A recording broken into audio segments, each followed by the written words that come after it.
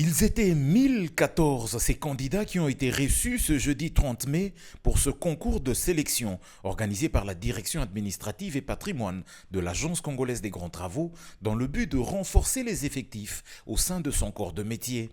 Parmi eux, des ingénieurs civils, ceux BTP, des architectes, des environnementalistes et des topographes. Pour ce concours, ils ont eu face à eux des questionnaires concoctés par les enseignants de différentes universités de la capitale qui sont employés à l'Agence congolaise des grands travaux. Ces derniers ont été assistés dans l'élaboration de ces questionnaires par les différents responsables sectoriels des départements qui forment le corps de métier de la CGT, à savoir la direction des études et développement et les deux directions de gestion des projets. C'est ce même comité qui procédera prochainement à la correction du concours. Durant 1 heure, les 1014 participants à ce concours ont eu à répondre à des questions sans l'usage de téléphone ou de la calculatrice qui était strictement interdit. La nouvelle, je l'ai appris sur leur site de la CGT.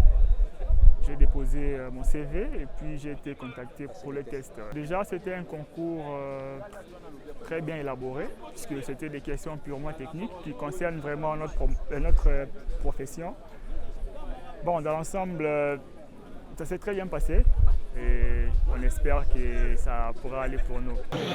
Ça nous a donné l'opportunité de bien réfléchir et de bien répondre à ce que nous avons acquis pendant notre cursus à l'université et dans la vie sur terrain. Donc ça a été une meilleure expérience pour nous.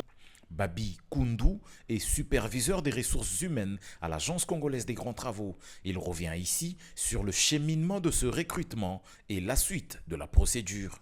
Vous vous souviendrez qu'il y a plus de 2 mois, il avait été conçu un programme de construction des infrastructures qui doivent être menées pour le second mandat du chef de l'État. La CGT étant le maître d'ouvrage délégué, et donc, le pilote de la construction de toutes ces infrastructures, parce qu'il est maître d'ouvrage délégué, il a été constaté qu'il y avait un besoin important de renforcement de sa capacité, mais surtout de sa capacité opérationnelle. Voilà pourquoi la haute hiérarchie, la direction générale, a estimé bon de renforcer cette capacité opérationnelle par un recrutement des ingénieurs, architectes et des intervenants de tout domaine qui sont appelés à œuvrer dans la construction des infrastructures. Voilà pourquoi, au lieu de passer par un recrutement dans un bureau, nous avons préféré, pour effectivement s'adapter aux normes internationales, nous avons donc fait un recrutement par concours. Les personnes qui vont passer haut la main les concours d'aujourd'hui, c'est un concours écrit.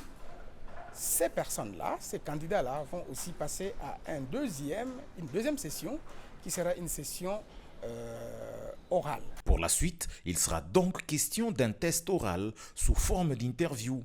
Ils seront admis les mieux cotés de cette première phase.